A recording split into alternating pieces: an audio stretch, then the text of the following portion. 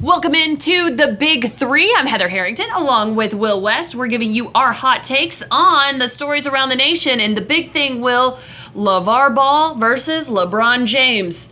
These are two drama kings going at it. Two guys who love the spotlight. I kind of side with LeVar Ball on this one. I think LeBron's overreacting. And if there's one thing LeBron's done over the entire course of the season, it's overreact to what other people say about him. If he perceives it to be even slightly negative, this is LeBron James just trying to keep the headline going because he doesn't seem to handle any level of criticism well right now. Yeah, he did not appreciate LeVar Ball bringing up his kids' names. And LeVar Ball, I thought, was actually making a really valid point. When you look at some of the greats in sports, Joe Montana, Michael Jordan, they all had sons, never quite lived up to the expectations of their fathers that were put on them by the public. And so it was a valid point. LeVar was kind of taking a shot at himself like, well, I was kind of a nobody, even though that comes a week on the heels of he could beat Michael Jordan one-on-one. But still, he was making a point that seems to be pretty valid. And I would say this as well with LeVar Ball. He needs to stop talking, period, though. That would probably help. Okay, on to the Sweet 16. How do I make sense of this East region?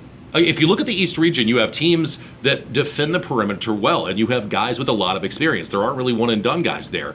Baylor, the most talented team, the 3 seed, they should be the odds-on favorite. How many times have we watched Baylor, though, in the NCAA tournament? Wisconsin has tons of experience. Bronson Koenig's been there. These guys have more tournament wins than any other team that's currently in the field outside of North Carolina. And then you have Florida and South Carolina playing incredible basketball right now. At the end of the day, I think Wisconsin comes out, but any of the 4 teams could win, and it wouldn't surprise me. When Coach K stops your coach after they just got beat by you, and they say, wow, you're really building something special, which is what he did to Frank Martin, makes me really want to buy into your program and at least start rooting for you. So I think I'm going to get me a bucket of fried chicken, it is my favorite, and root for South Carolina. And throw in a suit that's 2 sizes too big, like Frank Martin had. Now, the Lady Vols. We have gone back-to-back seasons, double-digit losses, out in the second round of the tournament this year.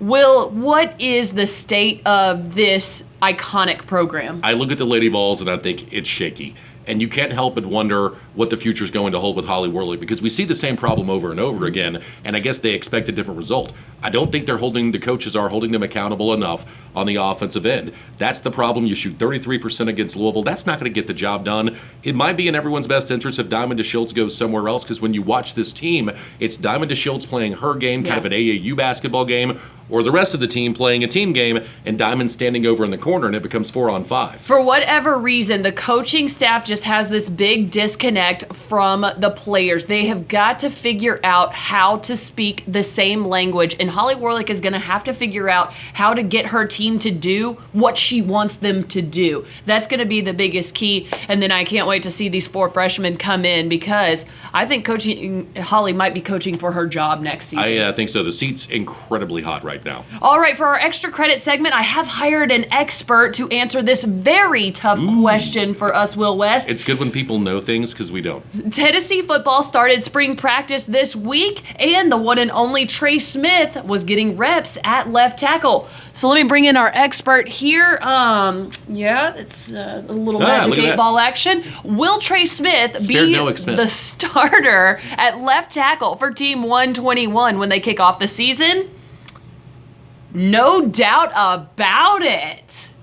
Do you disagree with our expert? I have a hard time seeing that happen. I think that you show me the scenario before where a team in the SEC has started with the true freshman at left tackle, not right tackle, and then they slide to left their sophomore season. I don't remember that ever happening. I don't think it happens here. I don't think it happens here either. I think game 1, and I'm not saying that Trey Smith can't work into a starting role at left tackle next season. I'm saying game 1 versus Georgia Tech, it's most likely going to be Brett Kendrick at left, Chance Hall at right, and then let's get some reps in there for Trey Smith. Yep. That wraps it up for the Big Three this week.